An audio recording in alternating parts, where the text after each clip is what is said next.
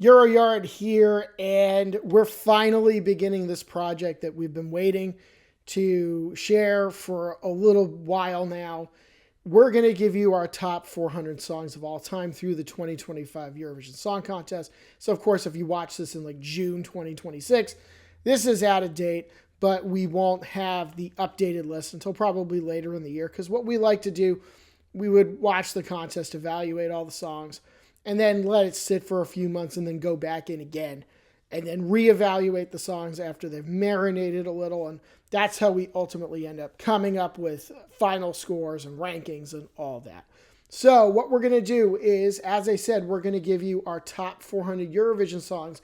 But the way we're doing it is we're giving them to you 25 at a time, because I don't have time to sit here and go through 400 songs. Do you have time for that? I don't. So we're going to give them to you in batches of 25. So we're starting this now, and by late April 2026, we should have gotten through all of them. The goal is to produce another 25, another batch of 25 every couple of days. So first, what we're going to do is we're going to go through a few notes on how we do things here at Euroyard in terms of scoring songs and what we base those evaluations off of. So Euroyard has watched every Eurovision Song Contest performance in history multiple times and listened to those in which no video recording was available. Of course, there were a couple of contests, 1956 and 1964, where there were no surviving recordings, and there are also a few songs out there here and there which are blocked for whatever reason.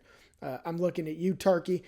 The total number of songs that we have scored as of the 2025 contest is 1,757. This does include the 4 songs which were eliminated during the pre-qualification for Mill Street in 1993. We consider that the first true semifinal. It was run by the EBU. It had the EBU guy, Frank Neff. He was the guy who was overseeing it. So as far as I'm concerned, it was a Eurovision semifinal, so we do include those. Although, spoiler alert, you ain't going to see any of the 4 non-qualifying songs on this top 400 list, just to save you that drama. And in terms of how we evaluate the songs, we do have a scoring rubric, and if you watch our annual reviews, you will see a little more detail on that. But needless to say, our rubric is complicated, and it includes categories such as overall impression and engagement, vocals, composition and lyrics, and staging. So we have various weights on those categories, and once all the rankings were done, we put them on a list, and that is how we got the top 400 that you're going to see here. So we start at number 400 today and go to number 376. So if you're ready, we're ready, and we're going to start the Eurovision Top 400 from Euroyard with number 400. This was France 1981. The song is called Humana Hum by Jean Gabelou. So this song actually had a pretty nice sound. I thought that he sang well, and it's honestly kind of catchy. And if you want to know what Humana Hum stands for, as far as I can tell, it doesn't really stand for anything. It's just a sound, a noise, not really a word. Moving down the list now to 399. This is Czechia's 2023 entry, My Sister's Crown by Vesna. So this was different from a lot of songs that you'll hear at Eurovision, especially if you've heard 1,757 Eurovision songs to date. There weren't a lot that sounded like this. Sometimes the big girl groups don't work. And trust me, I have seen many occasions in which they didn't. But in this case, it did. They seemed to harmonize well together. They all seemed to be on the same page. It was a good performance. It was interesting. It had a meaning behind it. Number 398 on the list. This was Poland's 1997 entry called Ale Jestem by Anna Maria Jopek. The song title means But Here I Am. So this song, I think, was pretty underrated. It came in 11th place in 1997, but it was a really, really interesting sound. Really, after it's over, not don't shut this down and then go over to that one. Wait until this is done. Check that video out. It's available on YouTube and some other websites. It's got a really interesting sound, and I would say that the song was actually kind of captivating. So good job by Poland there. So number 397, we're digging into some forgotten Eurovision songs now. This one is Finland's entry from 1968. This song is called Kunkele K by Christina Hautala. So the song title means When Time Goes By. This song sounded like it was straight out of Burt Bacharach's brain. I can't prove that it was, but I would like to believe that it was. This was a very underrated song. It had a really catchy beat. It had a really unique sound, I thought.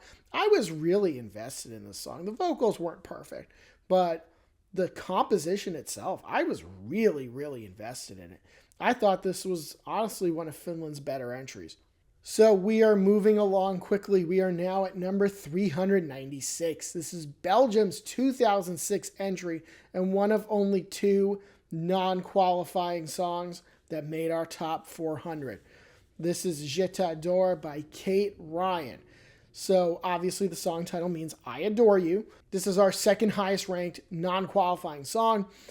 Honestly, I cannot figure out why this didn't qualify, especially given some of the songs that did. This was actually considered one of the favorites, so this was one of the first big, if not the first big, shock NQ of the semifinal era of Eurovision. And to be completely honest, as I said, I still don't really understand why it didn't qualify. I thought the song was actually pretty good. I thought it was a pretty complete performance. Moving on now, number 395. This is Turkey's entry in 1985. The song is called Diday Diday Day. So if you want to know what that stands for, as far as I can tell, it doesn't stand for anything. It's just a sound that they made in the song. And it was fun. It was harmless. It was energetic. Those three guys that were singing, they exuded happiness, and I thought that Turkey deserved more recognition for this one. And by the way, you're going to see a lot of 1985 on this list, as I consider 1985 one of the best contests in Eurovision history. So now moving on to number 394. This is Austria's entry in 1996, Weil's der Gut Gott by George Nussbaumer. And I apologize in advance if I don't get every pronunciation exactly right. I do work hard to try to get things right and to listen to how the artists say things in the song. But, if I screw it up, just tell me. So this one, number 394, the song title means Because You're Doing Well. Can I get an amen for this song? This was fast-paced. It was entertaining. The complete opposite of the sort of song that you would think that Austria would send. But it worked. It was fun. It was entertaining. It was basically a gospel song. It wasn't like you read through it. It really wasn't a gospel song, but it sounded like one. And I was entertained. Now, number 393, we come back towards the current day. This was Portugal's 2024 entry. It's called Grito by Yolanda. The song title means scream. That carried through in the song itself. Portugal is going to have a number of songs on this list. This song did have the vocals and it had the intensity to it, which you would expect from a song called Scream. And I think she did what she needed to do. This did finish in the top 10 in 2024. So number 392, we go to Denmark now for their 1984 entry. The song is called Deadly Det, or That's It, by Hot Eyes. Hot Eyes, a band that would represent Denmark at Eurovision several times. You got to admit that this one was catchy. Of course, they would beat a Eurovision several times, so if you didn't like this one, maybe you'd like one of the other couple that they submitted to the contest, but I thought that this was probably their best one.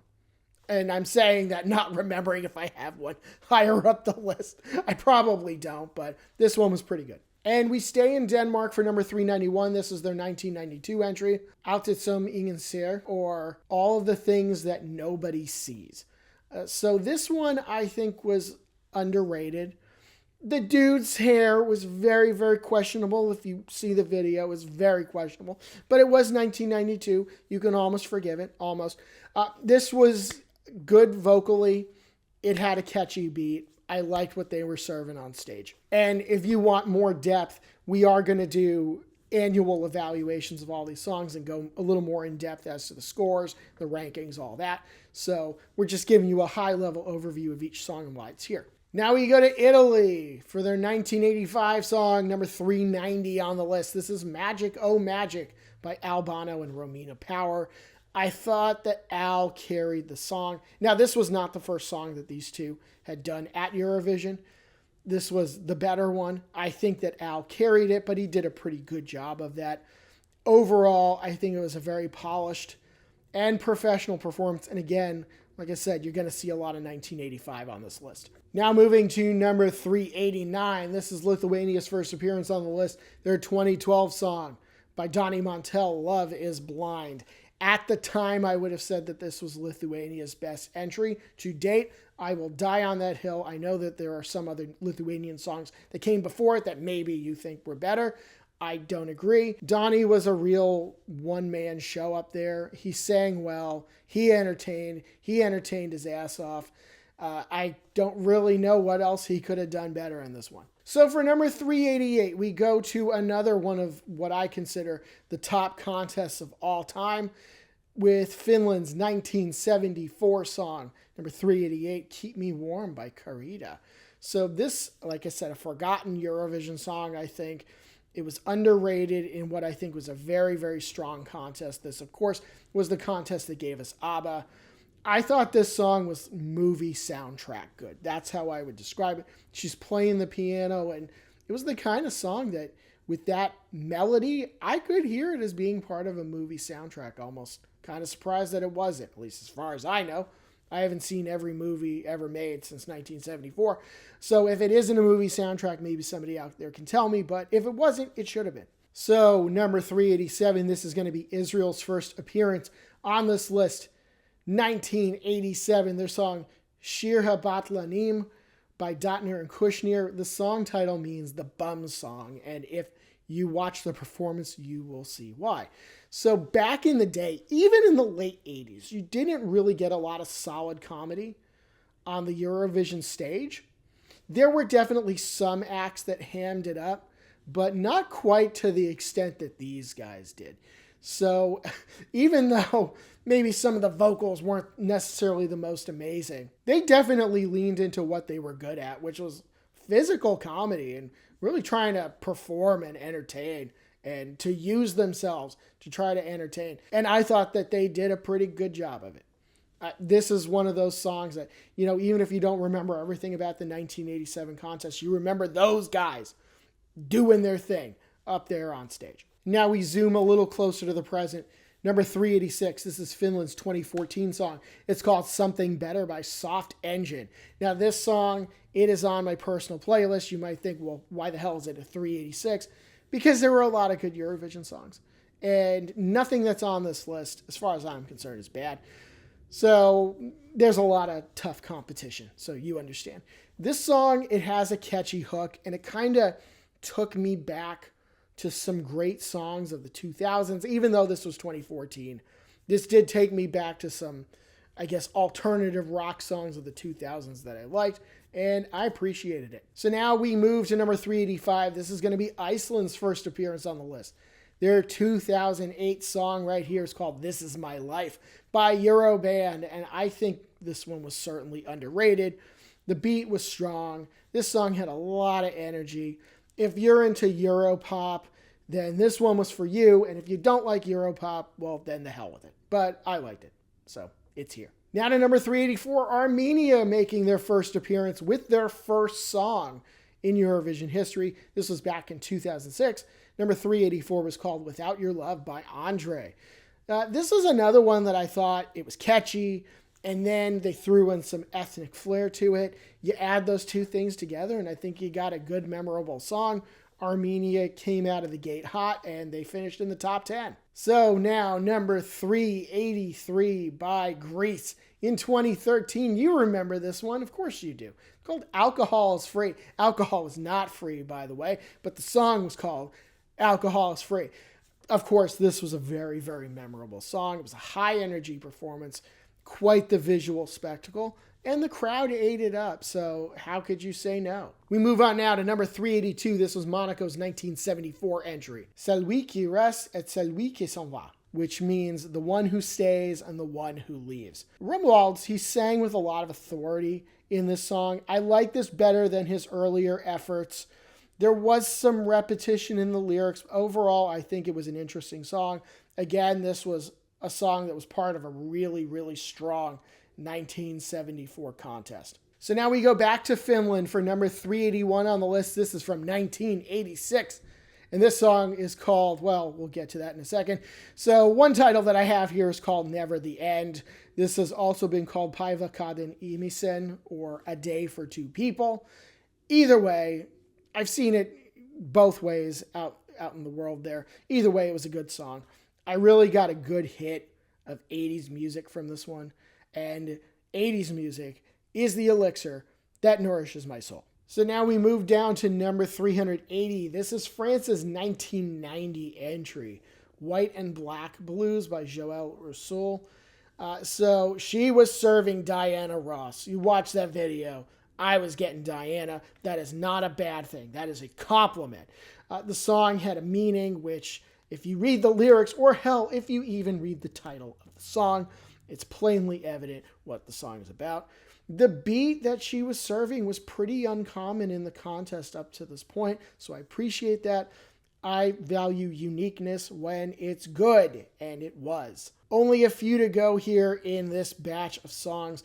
Italy, 1997 at number 379. The song is called Fiumi di Parole. The circumstances of Italy's participation in 1997 are definitely up for debate. There were some people that would suggest that Italy, who were in the middle of a long hiatus at Eurovision, that they simply forgot to withdraw from the contest. Some would suggest that the artists wanted to go.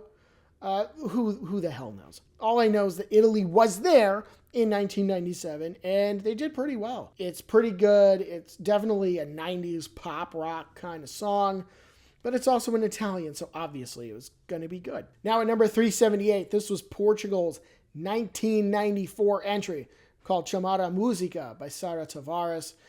This song title means Call the Music. This one was really pretty.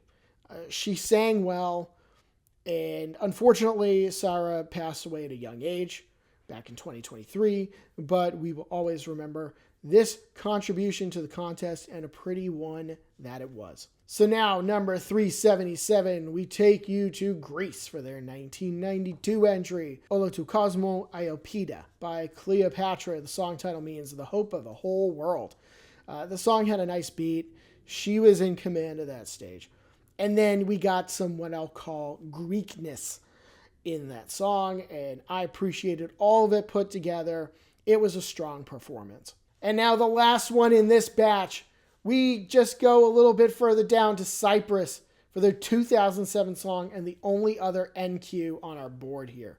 376, Comme ci, comme ça by Everdiki. That, of course, is in French. It means so-so. But I gotta tell you, this song was a banger. I'm not really sure what else they could have done to qualify in 2007. And again, there were some songs that did get through in 2007 that I thought were highly suspect, and you left this one behind. So I don't know what the hell was going on here. I honestly really liked this song, and I thought it deserved a lot better. So that's your first 25, and if you look at the runtime of this video, you see why we can't do all 400 in one video. This would be like a 4-hour video. I'd be dead at the end of it. Hopefully that's not what people want. So we'll be back with the next 25 on Euroyard. Like and subscribe, follow us on social media. We'll see you soon.